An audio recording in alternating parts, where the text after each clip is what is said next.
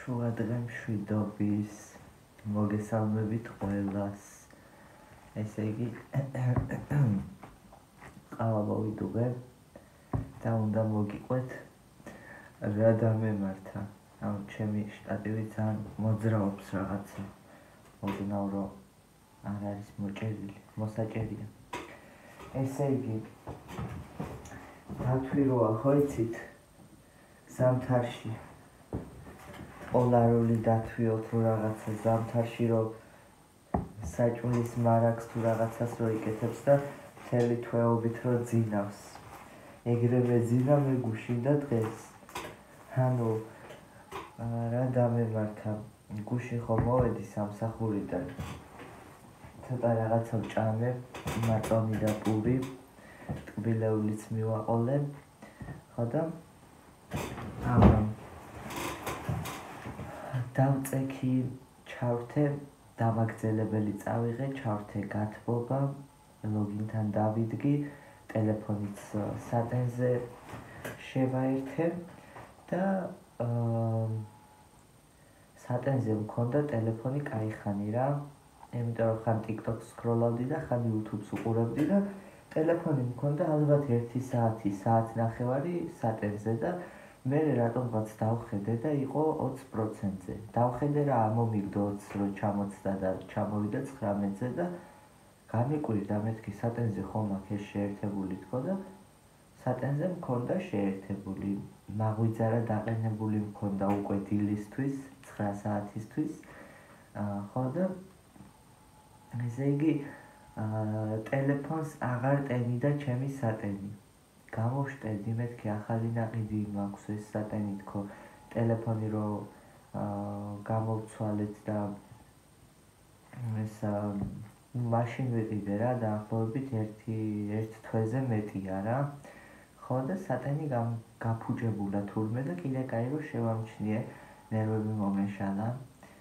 რა ვცადე, რა ვიცი, თავიც გამოუცვალე, დამაგრძელებელში სხვაგან შევაერთე, იქნებ დამაგრძელებელი გაფუჭდა თქო, მერე თავი გამოუცვალე, მერე რა ვიცი, მოკლედ არაფერმა არ უშველა და აი რომ ვუჩხიკინე, რასაც ქვია, გამოვაეძრობდი, შევაერთებდი და ასე ხო და ხანდახან ძალიან გვერდით თუ მივაწვებოდი, აგდებდა რამოდენიმე წამი რომ იტენებოდა და მერე ისევ ითიშებოდა და ნუ მოკლედ რა ბევრი ნერვების მოშლის გარეშე დავდე ტელეფონი და დავიძინე რა. ხო და რამდენი ხანი მეძინა, დაახლოებით 2 საათზე ხო გადავდე ტელეფონი. 3, 4, 5, 6, 7, 8, 9, 10, 11, 12 პირველი. ანუ 8 საათი ძილი ხო საკმარისია ადამიანისთვის, 11 საათი მეძინა, 12 საათი, იმიტომ რომ 2-ზე ავდექი. ხო და რატომ მეძინა ამდენი ხანი არ ვიცი. ნუ დილას რო გავიღვიძე, ტელეფონი გათიშული დამხვდა, რა თქმა უნდა, საერთოდ არ ერთებოდა. სატენზე ისევ შევაერთე, ისევ ვცადე ყველაფერი, მაგრამ არ ერთებოდა. რომელი საათია აზრზე არა ვარ, გარეთ გავიჭყიდე და მზიანი ამინდი დამხვდა. ხო და გამიკეთებია ისე ჩავედი დაბლა. იმიტომ რომ რომელი საათი იყო არ ვიცოდი და მეშინოდა რომ სამსახურში არ დამეგვიანა.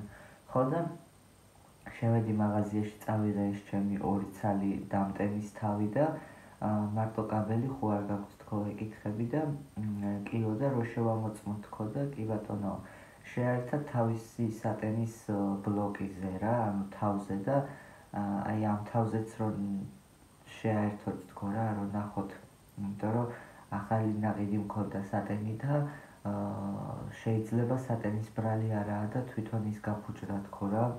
ტელეფონის შესაერთებელი თქო, ეგრე ვფიქრობდი, ბუდეს თუ რაღაცას რო ეძახიან ტელეფონის, ეგ გაფუჭდა მეგონა.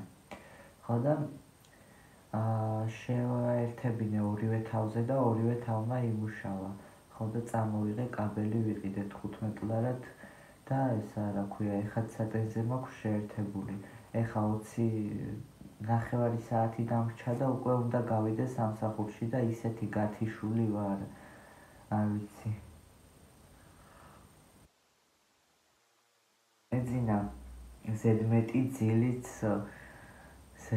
ძილიც ანადგურებს ადამიანს. ხო, რაღაცების შეცვლა მინდა და მოგიყვებით რისიც, მაგრამ კი იცით, რომ ჩემს ტელეფონს მიკროფონში ხმა ეთიშება და მაპატიეთ აზრს თუ ვერ გამოიტანთ საუბრის დროს, ვცდილობ, რომ სულ ვისაუბრო და არასდროს არ გავჩერდე, იმიტომ რომ როცა სიჩუმეა, მაშინ ითიშება მიკროფონში ხმა და მე ლაპარაკს რო ვიწყებ, თავიდან რას ვლაპარაკობ, საერთოდ არაფერი არ ისმის. ხო და ასე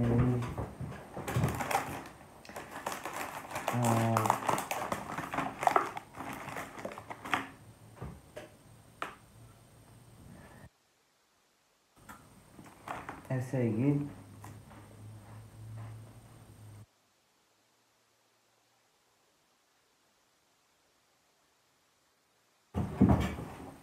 ხამე რომ მოვდივარ სამსახურიდან დაახლოებით 11-ზე, ხანდახან 12-ის 20 წუთზე, 12-ის ნახევარზე ვარ ხოლმე სახლში რა.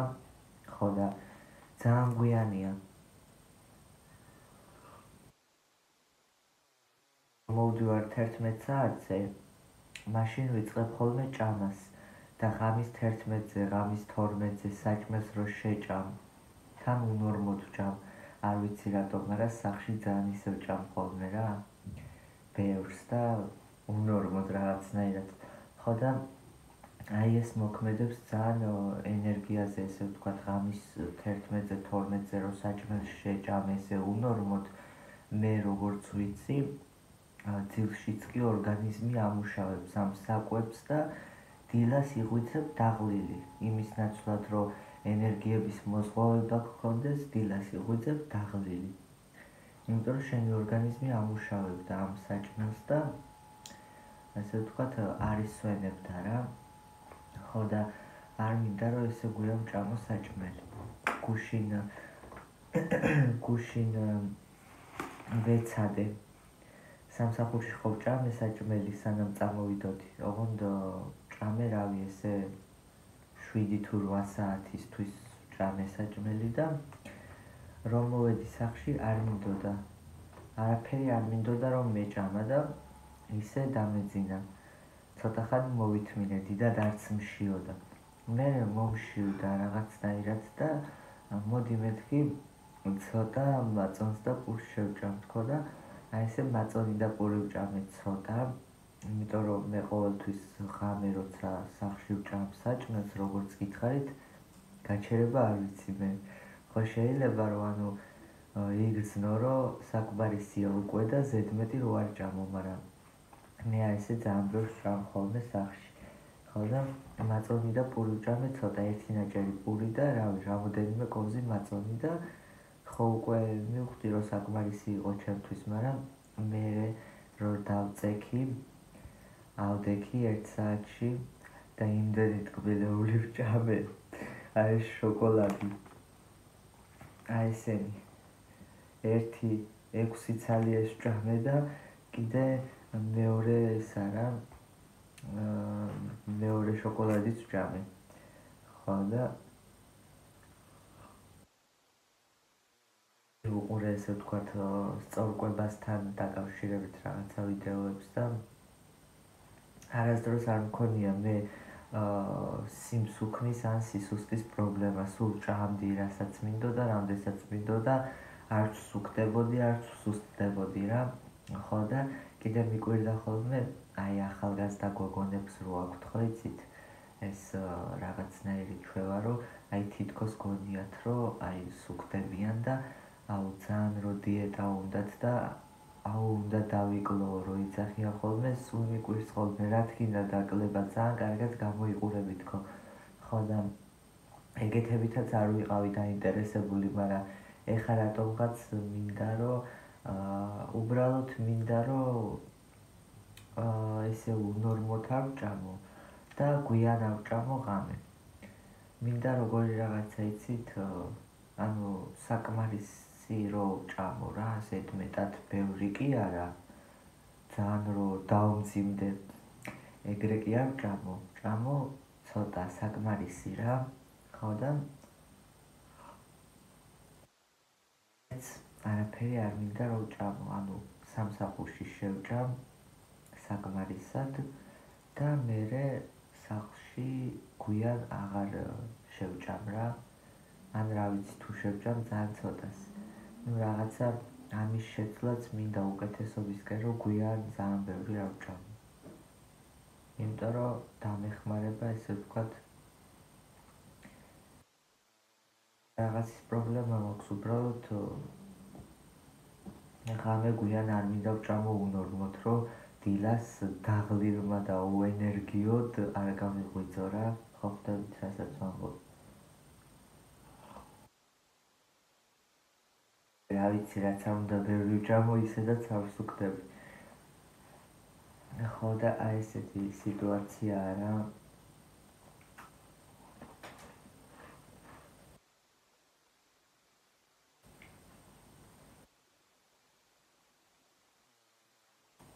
ვუკვირდები რაც ჩამოსული ვარ ხო ძალიან ბევრი რაღაც შეიცვალა უკეთესობისკენ. თუნდაც აი სოფელში რო ვიყავი, როცა მინდა ვიღვიძებდი, როცა მინდა ვიცინებდი, ძალიან არეული ვიყავი.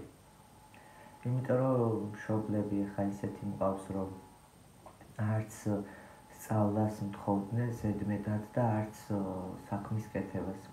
ანუ ხო არის ზოგი მშობელი რომ თუ არ სწავლობ იმუშავეო და ანუ მუშაობას აძალებენ ასე ვთქვათ შვილებს რა.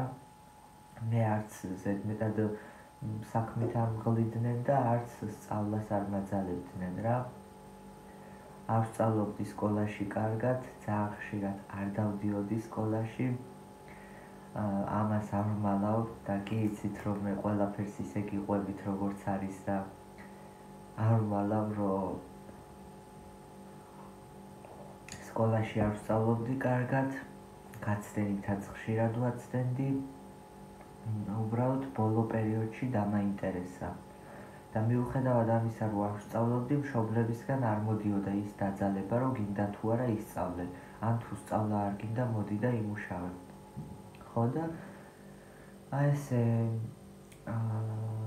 გამიჩნდა უკვე მე-12 კლასში ეს სურვილი აბიტურიენტობის და სტუდენტობის და ამაში დიდი წვლილი შეიტანეს ჩემმა კლასელებმაც და მასწავლებლებმაც, იმიტომ რომ ძალიან ბევრ რჩევებს გვაძლევდნენ, გვეხმარებოდნენ, გვიზიარებდნენ თავის ასე ვთქვათ ცოდნას, გამოცდილებას და აი ინტერესი წამოვიდა მერე მაგის მიხედვით. ვაიმე შოკოლადი სულ გადნა გათბობასთან მიდევს და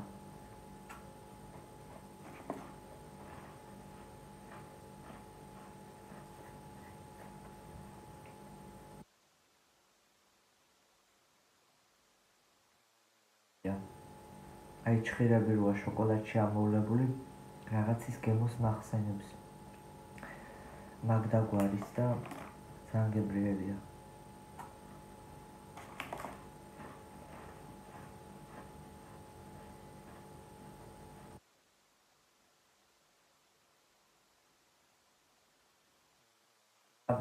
საღამოს რო ამოვდიოდი, ჩიპსი არ მომქონდა რა. ღამე ლოგინთან დავიდებდი თავთან და ვჭამდი ჩიპს. თან ვიდეოს ვამონტაჟებდი და ამ ხრაშურა ჩიპსმა მაღლა ხცილები ისე გამიღიზიანა. ხცილები და ზემოთ მტკივა ეხა. მაგრამ არა უშავს.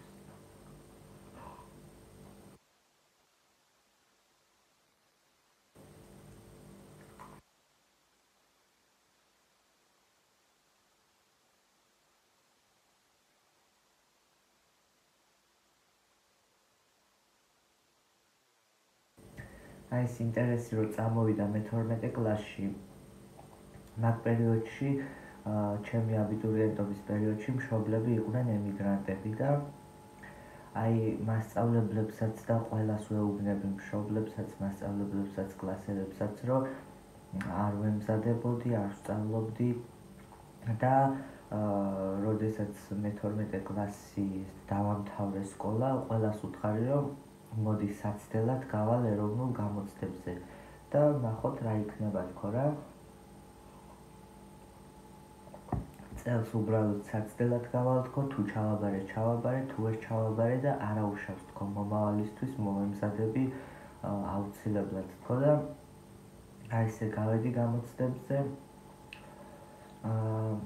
ყველაზე დიდი ბედნიერება იყო ეს ქულების მოლოდინი და აი ეს ძალიან დიდი ბედნიერება იყო, რომ ქართულის ქულა გავხსენი, ჩავაბარე, ინგლისურის ქულა ვაფშე გამაუცა, იმიტომ რომ ინგლისურის გარტყმაში არ ვიყავი დიდად. ხო და ინგლისურშიც კარგი ქულა მივიღე და ძალიან ბედნიერი ვიყავი ამ ქულების ნახვის პერიოდში. მერე იყო ისტორიის ქულა ვნახე ნახევრად მძინარე, იმიტომ რომ ჩემმა ძმამ დილას რო არ დაიდო, გავაგრძელე მერე ძილი და თურმე შუა დღეს დაიდო და ჩემმა ძმამ მომიტანა ტელეფონი, აი ქულები დაიდო, ნახეო და ნახევრად მძინარემ გავხსენი ტელეფონი და მქონდა ძალიან დაბალი ქულა ისტორიაში, ნამდვილად არ ვიცი რა დამემართა, გათიშული ვიყავი იმ დღეს, უძინარი ვიყავი. რაღაცეები შეიძლება ამერია კიდეც ამის გამო და ისტორიის ქულა ვნახე და აი უკომენტაროდ ტელეფონი მივაგდე. აი პროსტა ტელეფონი მივაგდე, ესე ლოგინზე ვისროლე და ძალიან ნერვებმოშლილმა გავაგრძელე ძილი და ჩემმა ძმამ მომკითხა რა ქენიო, არ ვიცი რაღაცნაირად უპასუხე ისე რომ ვერ ჩავაბარე თქო და კი ვამბობდი რომ უბრალოდ საცდელად გავდივარ და თუ ვერ ჩავაბარე არც არაფერი თქო, მაგრამ ძალიან იმოქმედა ჩემზე. იმიტომ რომ მთელი ის პროცესი რაც გავიარე ამ ქულების მოლოდინში, ქართულმა რო გამახარა, ინგლისურმა რო გამახარა და ისტორიამ ესე ცუდ მდგომარეობაში ჩავარდი ძალიან. აი სოციალურ ქსელებში სადაც კი შევდიოდი, იქ ხო Facebook-ი იყოს, TikTok-ი იყოს, აბიტურიენტების ჯგუფებში ვიყავი გაწევრიანებული, ყველა ფოტოებს დებდა, ყველა ვიდეოებს დებდა, ყველა სტორიებს დებდა, რომ ჩააბარეს, რომელ უნივერსიტეტში ჩაირიცხეს, მაგ ფოტოებს დებდნენ, ძალიან ბედნიერები იყვნენ, ძალიან გახარებულები. მე TikTok-ზე რო შევდიოდი, ვნახულობდი ემოციის ვიდეოებს რა, ანუ ქულას რო ნახულობდა, მაგ პერიოდში იღებდა ვიდეოს ადამიანები და თან მელოდია ქონდა დადებული სიმღერა ესეთ ვიდეოებს და აი ესეთ ვიდეოებს რო ნახულობდი, ძალიან ცუდ მდგომარეობაში ვარდებოდი. ნუ რას ვიზავ ახლა, ვიტირე კიდეც, ვინტერვიულე კიდეც, ძალიან განვიცადე, მაგრამ რას ვიზავ ხო? თუმცა იმედი მქონდა მაინც იმის, რომ ძალიან დაბალი ქულა ვიღე, მაგრამ ანუ რთულ ვარიანტებს ესე ვთქვათ ამატებენ ქულებს. ხო და იმედი მქონდა, რომ მაგ დღე რომ მოვიდო და ქულების მომატების დღე, იმედი მქონდა, რომ რაღაც შეიცვლებოდა. მოვიდა ქულების მომატების დღე, მომემატა ქულა, მაგრამ ბარიერი მაინც ვერ გადავლახე. ნუ უკვე 100% ვიცოდი, რომ всё, ჩაჭრილი ვიყავი, აღარაფერი აღარ მიშვედიდა, მაგრამ მაინც 1 სექტემბერს დაემთხვა ქულების დადება, ჩემ დაბადების დღეს. ხო და ჩემთან ვიყავით მე და ჩემი მეგობარი ელენე. ჩემ დაბადების დღეს ეხა ამე კარგად მოვილხინეთ, მეგობრებთან ერთად რა ვიცი, დავლიეთ, ვჭამეთ, გავერთეთ. წინა ღამეს როგორც 12-ს ხო გადაცდა და 12-ის მერე გავაკეთეთ ეს ყველაფერი და მეორე დღეს ესე დილის 11 საათზე მე და ელენე ვართ ჩემთან, ჩემი ძმა და მისი ძმაკაცი არის კიდევ გვერდით და ნუ უკვე 100% ვიცი რომ ვერ ჩავაბარე, მაგრამ აი მინდოდა დავწუნებულიყავი და შევედი ჩემს პირად გვერდზე და წავიკითხე რომ ვერ ჩაირიცხა ესეთი წარწერა და ნუ უკვე ვაფშე 100%-ით დავწუნდი უკვე რომ всё რა წელს არ გამოვიდა ვერ ჩავაბარე, მაგრამ ამეტირა და აი ჩვეულებრივად ჩემი მეგობრის, ჩემი ძმის, მისი ძმაკაცის გვერდით ვიჯექი და ვტიროდი რა. ვტიროდი ძალიან ისე. იმიტომ რომ ძალიან იმოქმედა და თან ასევე კიდევ იმას ვიმეორებ, რომ სოციალურ ქსელებში ყველგან ვაწყდებოდი ამ ფოტოებს, ვიდეოებს, ემოციებს. და აი ესე ავტირდი ჩემს დაბადების დღეზე და აქედან მეგობარი მამშვიდებს, რომ კაი ბაჩო, ნუ ტირი ხარ, რა მოხდა წელს ვერა, მომავალ წელს აუცილებლად შეძლებ, შენი დაბადების დღეა უნდა გაერთო, რატო ტირი ხარ და მერე წავიდა სახლში და რომ მიდიოდა დამიბარა, რომ წავედი ხა მე გავემზადები და იცოდე არის ტირო და გავიდეთ გარეთო რა, გავისეირნოთო. ხო და მართლა ძალიან იმოქმედა. მაგრამ მე ვფიქრობ, რომ ყველაფერს აქვს თავისი დრო. და რატომ?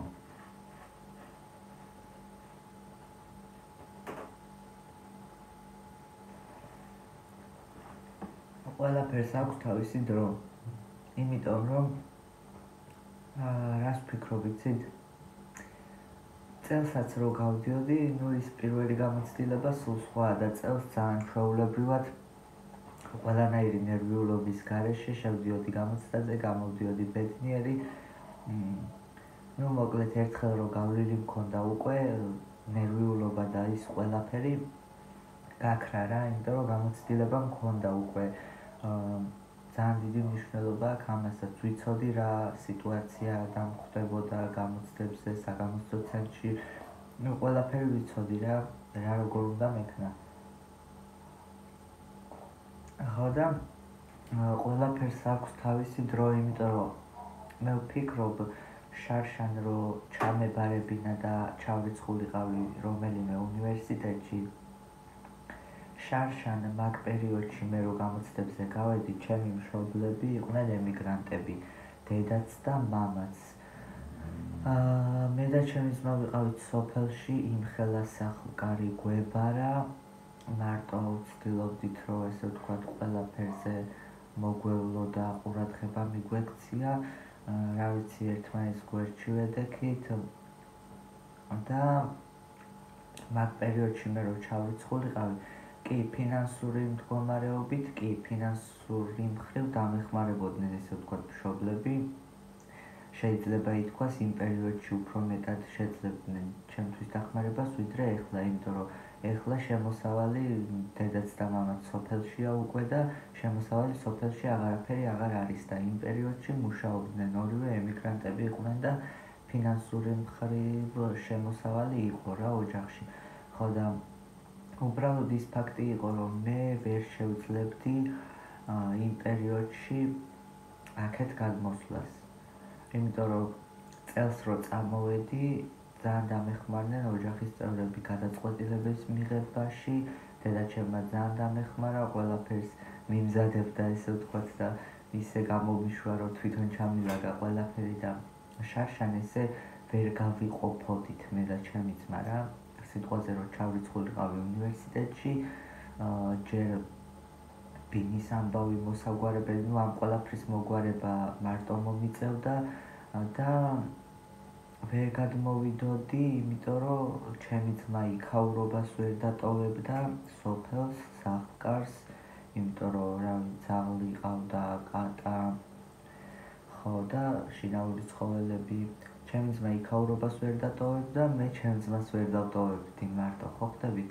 იმიტომ რომ ჩემი ძმა კი რაღაცეებში ძალიან გვერდში მედგა, მაგრამ უმეტესწილად უფრო მე ვაქტიურობდი ოჯახურ სიტუაციებში, ვიდრე ჩემი ძმა, ანუ საჭმელის გაკეთება, ეგეთი რაღაცეები მე ვაკეთებდი რა.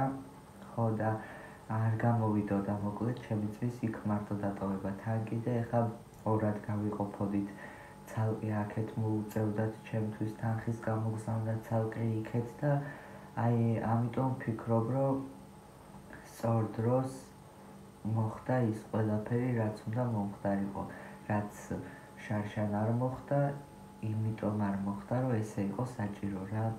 მე ესე ვფიქრობ მართლა, იმიტომ რომ აი ძალიან მშვენივრად მშობლები ჩამოვიდნენ და აი მაგ პერიოდში გავხდი სტუდენტი, ჩამოვედი თბილისში და ესე იქაც ყველაფერი კარგად არის და აქაც ყველაფერი კარგად არის.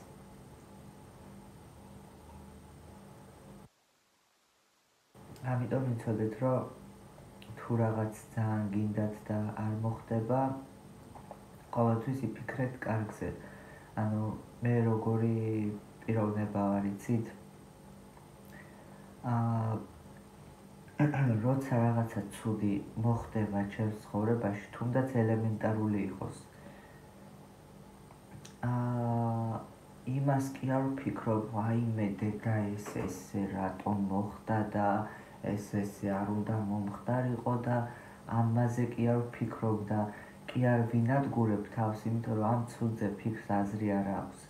იმიტომ რომ უკვე მოხდა და ვერაფერს ვერ შეცვლი. შეცვლი იმას, რომ გაინადგურებ საკუთარ თავს იმ უარყოფითი, იმ ცუდი ფიქრებში, იმ ნერვიულობით, ესე ვთქვათ, გაინადგურებ საკუთარ თავს. იმიტომ რომ რაღაც რაც მოხდა, უკვე მოხდა, ხო? ვერ შეცვლი და იმაზე ნერვიულობას რა აზრი აქვს? თუ არ შეიცვალა სიტუაცია, ხო და უბრალოდ ინადგურებ საკუთარ თავს ნერვიულობით და ყოველთვის როცა რაღაცა ცუდი ხდება, სულ ვფიქრობ, რომ კარგი მხრიდან შევხედო. აი ესე იმიტომ მოხდა, რომ უნდა მომხდარიყო ესე, რომ მომავალში უფრო უკეთესი რაღაც მოხდეს. ანუ ხო ხდებით, რასაც გულისხმობ ხა. კი, მე რო გამოცდებზე ჩავიჭერი, ძალიან ვინერვიულე, ძალიან გამიცადე, მაგრამ ეს ნერვიულობა იყო ერთთვიანი და დღეს ვფიქრობ უკვე, რომ არ უნდა მენერვიულა და დღეს უკვე სხვა თვალით შევხედე შარშანდელ სიტუაციას. იმიტომ რომ შარშან ის ცუდი, იმიტომ მოხდა, რომ ისე იყო საჭირო. ხო და აი ესე ყოველთვის ვცდილობ, რომ თუ რამე ცუდი მოხდება, დადებითად შევხედო ყველაფერს და ცუდშიც კი ვიპოვო რაღაც კარგი. რაც მომცემს, ესე ვთქვათ, მოტივაციას რა და თქვენც იგივეს გირჩევდით, რომ რაც უკვე მოხდა და რასაც ვერ შეცვლით, იმაზე არ ინერვიულობთ. აზრი არ აქვს ნერვიულობას. ყველაფერს ცუდს მოყვება კარგი. თავარია, რომ რთულ პერიოდებს გაუძლოთ.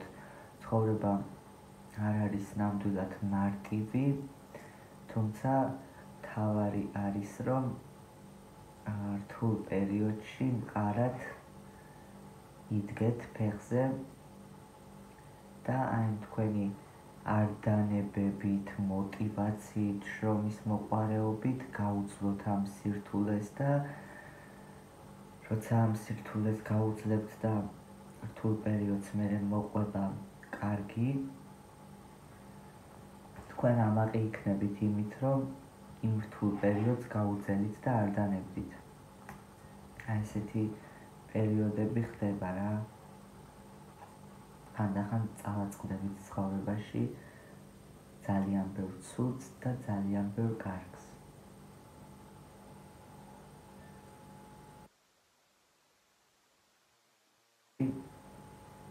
ესე იგი ისე ვინერვიულე დღეს, აი ესე კი რო გავიღვიძე დილას კი არა და შუა დღეს კი ვიგრძენი, რომ ეხა ბაჩო, ეხა 9 საათი არ იქნება, შენ ძილის საშუალება მოგეცა და ნაღვიძა რამ არ დაგირეკა დილას და ანუ როგორ შეიძლება რომ ძილი არ გაგეგრძელებინა კაიხანი რა, იმიტომ რომ ძილი მაკლია რაღაცნაირად. ხო და ეხა 9 საათი რო არ იქნებოდა კი ვიცოდი, მაგრამ არც ის ვიცოდი რომელი საათი იყო და აი რო ჩავედი დაბლა, სატენი რო ვიყიდე, ტელეფონი რო ჩაერთო, პირველ რიგში საათს დავხედე, რომ აბა სამსახურში ხო არ დააგვიანე, იმიტომ რომ ტელეფონი გათიშული იყო, რომც დაერეკა სამსახურიდან, აზრი არ მქონდა, ამ შტატის მგონი უკვე ფეხი მოწყდა. ჯერჯერობით დგას ფეხზე. 4 ლარიანი შტატი. ხო და ესეთი სიტუაციაა რა, სამსახურშიც არ დავიგვიანე. ეხლა წავალ ესე 10 წუთში და შევუდგები სამსახურში საქმიანობას. ხვალ ვისვენებ სამსახურში და ტელეფონი რო ჩავრთე, ვნახე ფსიქოლოგიის ლექტორის მონაწერი. ჩატში SMS-ი რო ხვალ ლექცია არ ჩატარდება და ესა პარასკევს აღდგენას ჩაგიტარებთო, ესე ვთქვათ, რომელი საათისთვის გეცლებათ დაწერეთო და მოკლედ ესე ხვალ სამსახურშიც ვისვენებ, უნივერსიტეტშიც არ მიწევს დილას ადგომა და წასვლა და მაგას რა ჯობია.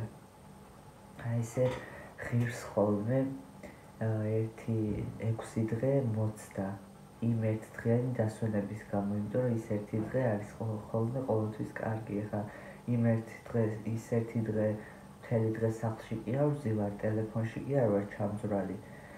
ის ერთი დღე ხან მეგობართან გავდივარ, ხან მეგობარი გამოდის აქეთ, ხან ხა წინა დასვენების დღეს ნინი იყო მოსული და ესე ყოველი დასვენების დღე არის ერთმანეთზე უკეთესი და ესე უაზროდ სახლში ჯდომით არ გადის ეს დრო დასვენების დღე.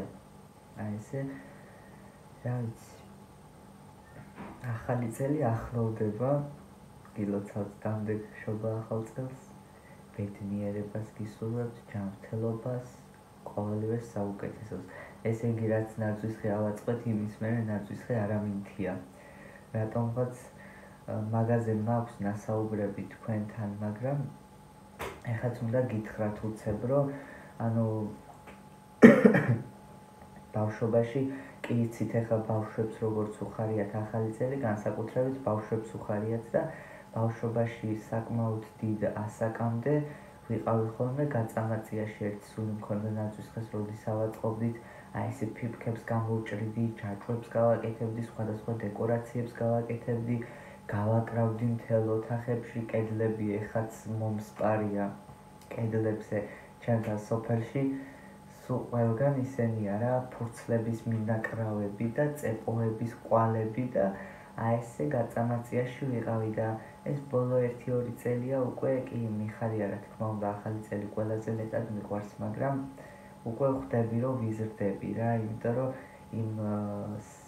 იმ ამბებში აღარ ვარ ჩართული, რაშიც ვიყავი ეს სახალხო დეკორაციები და ისე ძალიანაც აღარ ვარ ჩართული და ყოველთვის მიკვირდა ხოლმე, რომ ახალ წელს ნაძვისხეს რო ვდგავდით რაღაცა, ჩემი ძმა ყოველთვის ნაკლებად იღებდა ხოლმე მონაწილეობას.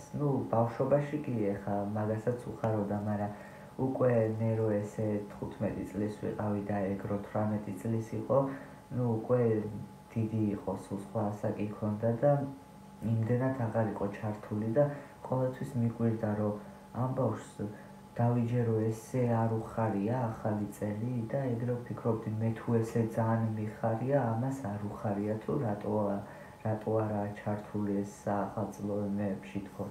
მაგრამ აი გავიზარდე მეც და უკვე მივხვდი, რომ კი ეხლა ნაძვისხის აწყობა და ისენი მეც მიხარია და ჩემ ძმასაც უხარია, გრინჩი ნახდათ არ არის ჩემი ძმა, მაგრამ იმდენად აღარ როგორც ბავშვობაში რა. ხო, ბავშვობაში სულ სხვანაირად გიხარია ახალი წელი. ხო და ნაძვისხე არ ჩამირთია, მოკლედ რაც დავდგით მეორე დღეს ჩავრთე დილის ვლოგში, იმის მერე ნაძვისხე საერთოდ არ ჩამირთია და განწყობაც რაღაცნაირად ძალიან ისეთია რა. ხო და რა ვიცი. აბა დროებით გამოიწერეთ არხი და ალაიქეთ ვიდეო და წარმატებები ყველას.